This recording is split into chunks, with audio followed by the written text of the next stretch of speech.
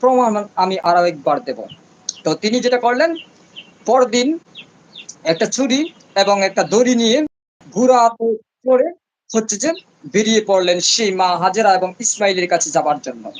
তিনি যখন ঘর থেকে বেরিয়ে পড়লেন, তখনও তার মনে এক ধরনের অস্থিরতা চলছেই, কিন্তু তিনি সকল অস্থিরতা, সকল আবেগ, ইমোশনকে খবর দিয়ে নিজের সম্পর্কটাকে আরো দৃঢ় করছেন, নিজের মনের আত্মবিশ্বাসকে আরো বাড়িয়ে তুলছেন।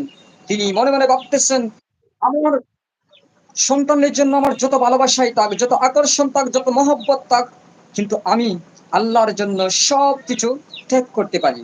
আল্লাহর ভালোবাসার জন্য এগুলো আমার কাছে একদমই মূল্যহীন, অর্থহীন। সুতরাং তিনি এরকম চিন্তা ভাবনা করতে করতে চলে গেলেন সেই যে তাদেরকে রেখে এসেছিলেন সেই স্থানে। সেখানে গিয়ে তিনি মা হাজেরার সাথে সাক্ষাৎ করে বললেন যে, ইসমাইলকে গোসল করে সাজিয়ে দাও, নতুন কাপড় চোপড় পোশাক আশাক পরিয়ে দাও, তার গায়ে সুগন্ধি জিনিস মেখে দাও, আমি তাকে নিয়ে দাওয়াতে যাব।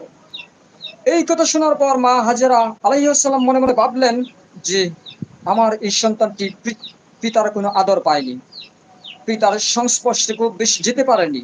আজ যেহেতু তার পিতা এসেছে তাকে দাওয়াতে নিয়ে যাওয়ার জন্য, সুতরাং তাকে খুব দ্রুত করে তড়িঘড়ি করে ভালোভাবে সাজিয়ে গুছিয়ে সুন্দরভাবে তাকে বলল যে, তোমার বাবার সাথে চলে যাও দাওয়াত খেতে। ইব্রাহিম আলাইহিসসালাম ঘর থেকে বেরিয়ে পড়তেছেন, আল্লাহ তাআলার নাম স্মরণ করতেছেন।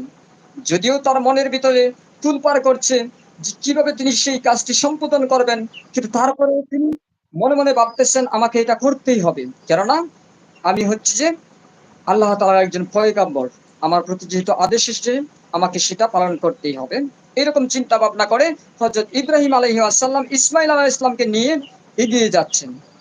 এমন সময় শয়তান মনে মনে ভাবলো, কি ব্যাপার, ইব্রাহিম এত বেশি হচ্ছে যে আল্লাহ তাআলার প্রিয় পাত্র হতে যাচ্ছে, যে মানুষকে ঘৃণা করে, যে মানুষের প্রতি অহংকার সৃষ্টি করে আমি শয়তান হয়ে গিয়েছি, আমি ইবলিশ হয়ে গিয়েছি, আমি বিতাড়িত হয়েছি, চির জাহান্নামী হয়েছি, সেই মানুষের ভিতর থেকে একজন মানুষ আল্লাহ তাআলার প্রিয় থেকে প্রিয় হয়ে উঠছে, এবং সে যে ত্যাগটা করতে যাচ্ছে, এরকম ত্যাগ মানব ইতিহাসে কেউ কখনো করেনি।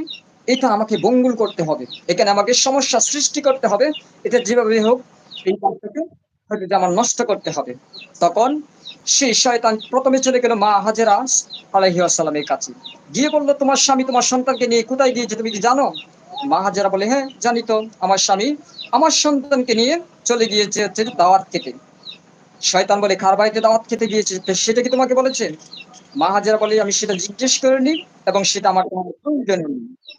শয়তান বলে যে, তুমি জানো না কিন্তু আমি জানি, তোমার সন্তানকে জবাই করার জন্য নিয়ে গিয়েছে, কারণ আল্লাহ পাক রাব্বুল আলামিনের পক্ষ থেকে আদেশ এসেছে সে যেন তার সন্তানকে কুরবানি করে বা জবাই করে, এই কারণেই হচ্ছে যে তাকে নিয়ে আসা হয়েছে।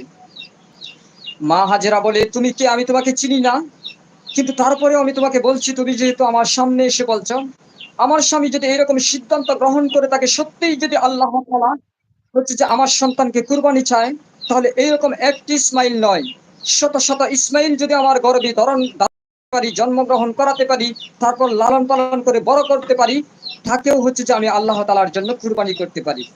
আল্লাহ তাআলা আমাদেরকে সৃষ্টি করেছেন, তিনিই জানেন ভালো কোনটা করলে আমাদের মঙ্গল হবে। শয়তান কিছুটা বেবাচেকা গিয়ে এখান থেকে চলে গেল।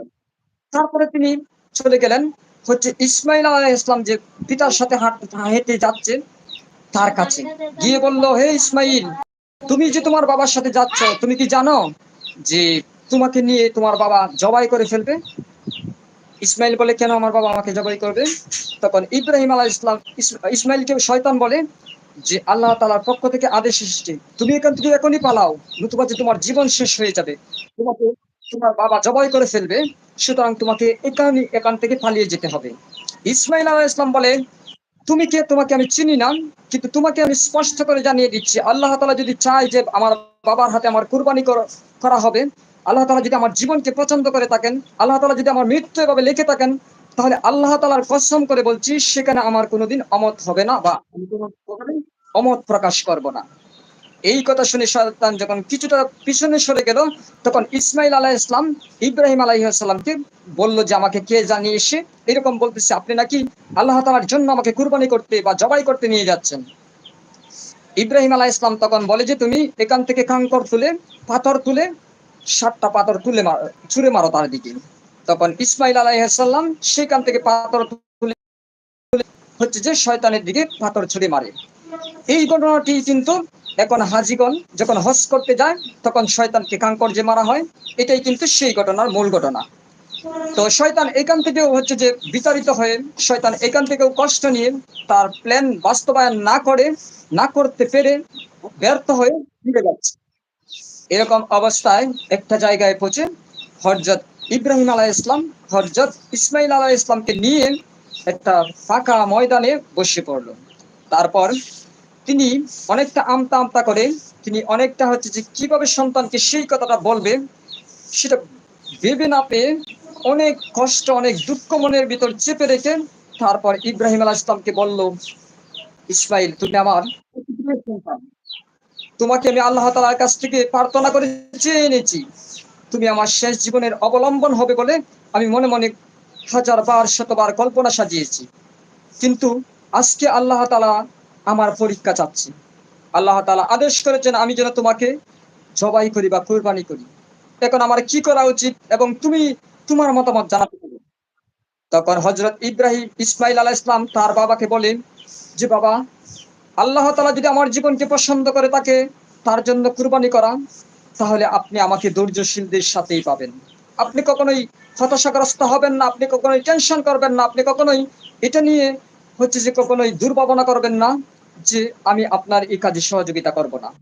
যে আল্লাহ পাক রব্বুল আলামিন আপনাকে আমাকে সৃষ্টি করেছে, যিনি এই পৃথিবী সৃষ্টি করেছে, যিনি ৭ আসমান ৭ জমিন সৃষ্টি করেছেন, লক্ষ, লক্ষ কোটি, কোটি তারকারাজি সৃষ্টি করেছেন। সেই আল্লাহ পাক রব্বুল আলামিন যদি আমার জীবন চেয়ে থাকে, আমি হাসিমুখে নির্দ্বিধায় জীবন বিলিয়ে দিতে প্রস্তুত। তবে আমার ২ টা অনুরোধ রয়েছে। প্রথমত আমাকে জবাই বা কুরবানি করার সময় অবশ্যই আপনি চোখটা কাপড় দিয়ে বেঁধে নিবেন। কারণ আমার ভয় হয় আপনি পিতা হিসাবে যদি আমার মায়ায় পড়ে গিয়ে আমাকে জবাই করতে ব্যর্থ হয়ে যান, তাহলে যে আপনার নামের সাথে কলঙ্ক লেগে যাবে, সেই সাথে, সাথে আমার নামের সাথেও কলঙ্ক যুক্ত হয়ে যাবে। সেটা যেন না হয় এই কারণে হচ্ছে যে আপনি চোখটা বেঁধে নিবেন। ২য় কারণ হচ্ছে যে আমি যখন মৃত্যুবরণ করে ফেলবো, তখন আমার গায়ের যে পোশাক আছে, সেগুলো খুলে নিয়ে আমার মায়ের হাতে তুলে দিবেন।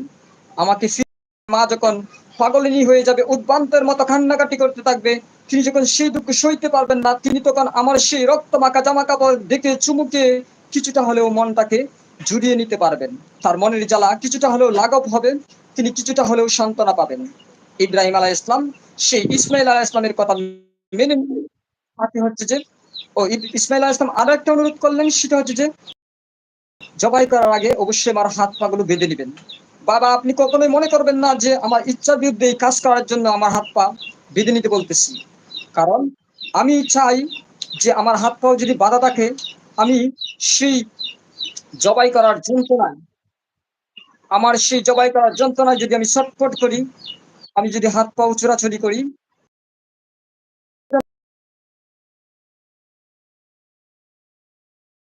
বেয়াদবি হয়ে না যায়, সেই কারণে বলছি যে আপনি কষ্ট করে আমার হাত পা গুলো বেঁধে নিবেন। তারপর আপনি অবশ্যই হচ্ছে যে আমাকে কুরবানি করবেন।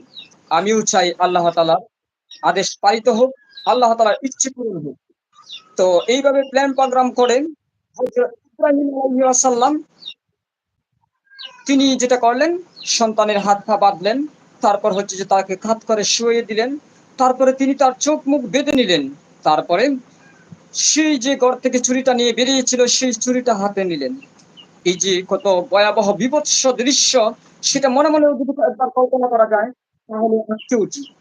একজন বাবা তার প্রিয় একটি সন্তান, যে সন্তানটি তিনি আল্লাহ তাআলার কাছ থেকে প্রার্থনা করে চেয়ে এনেছেন, সেই সন্তানকে জবাই করার জন্য গলায় ছুরি ধরতেছেন। এই দৃশ্যের কথা মনে পড়লেও যেন আঁতকে উঠি। এই দৃশ্যের কথা কল্পনা করলেও যেন গায়ে কাঁটা দিয়ে ওঠে। এই দৃশ্যের কথা মনে পড়লেই যেন শিহরণ জাগে মনে। সেইরকম একটা পরিস্থিতিতে হযরত ইব্রাহিম আলাইহি ওয়াসাল্লাম ইসমাইল আলাইহিস সালামের গলায় যখন ছুরি চালাতে থাকলেন এবং আল্লাহ তাআলার নাম অনুসরণ করে বিসমিল্লাহ আল্লাহু আকবার বলতে থাকলেন, এমন সময় আল্লাহ পাক রব্বুল আলামিন জিবরাইলকে ডেকে বললেন, "হে জিবরাইল, তুমি তাড়াতাড়ি ছুটে যাও। এখানে যে খেলা শুরু হয়েছে সেই খেলায় আমি নিজেও অভিভূত হয়ে পড়েছি। আমার যে দয়ার সাগর রয়েছে সেখানে জোশ উঠেছে। আমার যে রহমত আছে সেখানে এক ধরনের উন্মাদনা সৃষ্টি হয়েছে। একটি মানুষকে যার মনে আমি কিছুটা হলেও দয়া মায়া দিয়েছি, সেই মানুষটি তার সবচাইতে প্রিয় মানুষ, সবচাইতে প্রিয় সন্তান, কলিজার টুকরাকে আমার জন্য, আমার খুশির জন্য, আমার আদেশ রক্ষা করার জন্য জবাই করার মতো কাজে লেগে পড়েছে। তুমি যত দ্রুত সম্ভব ছুটে যাও, বেহেশত থেকে একটা দুম্বা নিয়ে যাও এবং ইসমাইলের জায়গায় সেই দুম্বাকে শুইয়ে দাও। হযরত জিবরাইল আলাইহিস সালাম আল্লাহ তাআলার পক্ষ থেকে সেই আদেশ পেয়ে তার ৬০০ নূরের পাখাকে একসাথে চালিয়ে চোখের পলকেরও কম সময়ে জান্নাত থেকে দুম্বা নিয়ে পৃথিবীতে এসে হাজির হয়ে ইসমাইলকে দূরে সরিয়ে দিয়ে সেই দুম্বাকে সেখানে শুইয়ে দিয়ে ইসমাইলের হাত পায়ের বাঁধন খুলে দিল।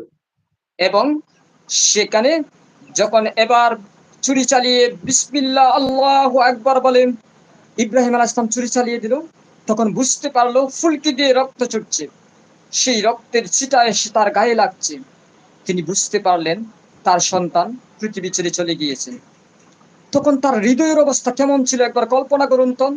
একজন পিতা হিসেবে তিনি জানছেন তার সন্তানকে তিনি নিজে ছুরি চালিয়ে কুরবানি করে ফেলেছেন। এটা কি খুব সহজ সাধারণ একটা দৃশ্য ছিল? এটা কি একজন মানুষের জন্য খুব বেশি স্বস্তিতে থাকা, শান্তিতে থাকার মতো একটা দৃশ্য ছিল? কিন্তু তিনি যখন ধীরস্থিরভাবে তার চোখের বাঁধন খুলে ফেললেন, তখন তিনি তার চোখের সামনে যেটা দেখতে পেলেন, সেইটা দেখতে পেয়ে তিনি অনেকটাই চমকে গেলেন, অনেকটাই বাকরুদ্ধ হয়ে পড়লেন। তিনি নিজের চোখ দুটাকে বিশ্বাস করতে পারতেছেন না। তিনি মনে মনে ভাবতেছেন, আমি কি পাগল টাগল হয়ে গেলাম নাকি? আমি আমার সন্তানের গলায় ছুরি চালিয়েছি, অথচ আমার চোখের সামনে হয়ে পড়ে আছে একটি দুম্বা। এটা কিভাবে সম্ভব? তখন তিনি যখন আশেপাশে তাকালেন, তখন দেখলেন যে তার সেই প্রিয় সন্তান ইসমাইল আলাইহিস সালাম পাশেই দাঁড়িয়ে আছে বন্ধন মুক্ত হয়ে। তিনি তখন তার সন্তানকে টান দিয়ে বুকে জড়িয়ে কান্নাকাটি করতে থাকলেন এবং আল্লাহ তাআলার শুকরিয়া আদায় করতে থাকলেন। পরিশেষে তারা দুইজন শুকরানা বাবদ ২ রাকাত নফল নামাজ পড়লেন। সেই সময় জিবরাইল আলাইহিস সালাম আল্লাহ তাআলা জোরে জোরে তাকবীর দিয়ে তাদের পাশে আসলেন এবং যেহেতু ইব্রাহিম আলাইহিস সালাম তার সন্তানকে নিয়ে এসেছেন দাওয়াতের কথা বলে, সেখানে সেই যেই দুম্বাটি জবাই হয়েছিল সেইটা রান্না বান্নার ব্যবস্থা করে ফেললেন। সত্যি সত্যি আল্লাহ তাআলা নবীর কথাকে সত্য করতে গিয়ে খাবারের ব্যবস্থা করে দিলেন। এইভাবে যখন ইসমাইলের জায়গায় দুম্বা কোরবানি হলো, সেই ঘটনাটি হচ্ছে যে রাসূলুল্লাহকে আল্লাহ পাক রব্বুল আলামিন জানিয়ে দিলেন, পবিত্র কোরআন শরীফে যুক্ত করে এসেছেন এবং হাদিসের ভিতরে এই ঘটনাগুলোর অনেক বেশি বিস্তারিত বর্ণনা রয়েছে। আর সেখান থেকেই মুসলমানদেরকে সেই ঘটনা অনুসরণ করার জন্য, সেই ঘটনার আদর্শে আদর্শিত হওয়ার জন্য, সেই ঘটনাকে মনে প্রাণে ধারণ করার জন্য, বহন করার জন্য হচ্ছে যে মুসলিমদেরকে আদেশ দেওয়া হলো প্রত্যেক বছর ঈদুল আজহার সময় যারা ধনাঢ্য রয়েছে, যারা ধনী রয়েছে, যারা বিত্তশালী রয়েছে, তারা একটি করে পশু কোরবানি করবে এবং সেটা সমাজের সব ধরনের মানুষকে নিয়ে বন্টন করে আনন্দ করে খাবে। তো ফ্রেন্ডস, আমার আজকের এই ক্ষুদ্র আলোচনাটি আপনাদের কাছে কেমন লেগেছে সেটা অবশ্যই কমেন্টস করে জানাতে পারেন। আমি একটু কমেন্টস গুলা চেক করে নেওয়ার চেষ্টা করছি। জিসান নামে একজন হাই বলেছেন, আমি আপনাকে অনেক বেশি ভালোবাসা জানাচ্ছি এবং স্বাগতম জানাচ্ছি আমাদের লাইভে। তারপর আর কি দেখতে চাই, জামাল, ওয়ালাইকুম আসসালাম, আলহামদুলিল্লাহ ভালো আছি। তিনি জানতে চেয়েছেন আমি কেমন আছি। তারপর আর কে আছেন?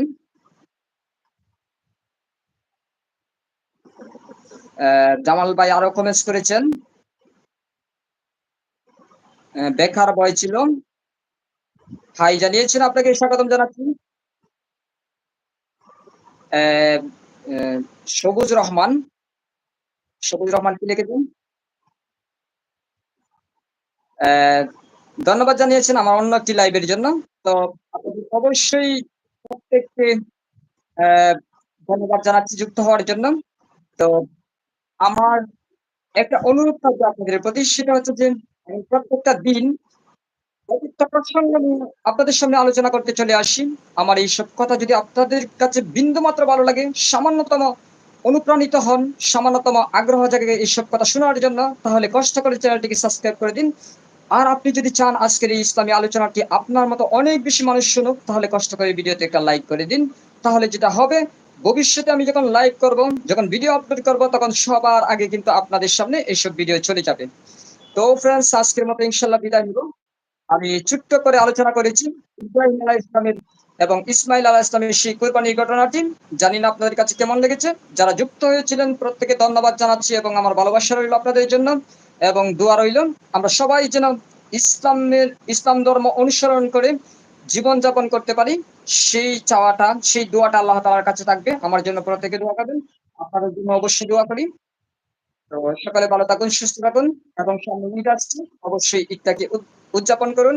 আমি চেষ্টা করব আজকে রাত্রে আরেকটা টপিকস নিয়ে আপনাদের সামনে আবারও হাজির হতে। ততক্ষণ অবধি সকালে ভালো থাকুন, সুস্থ থাকুন। নেক্সট টাইম ইনশাআল্লাহ। আল্লাহ হাফেজ।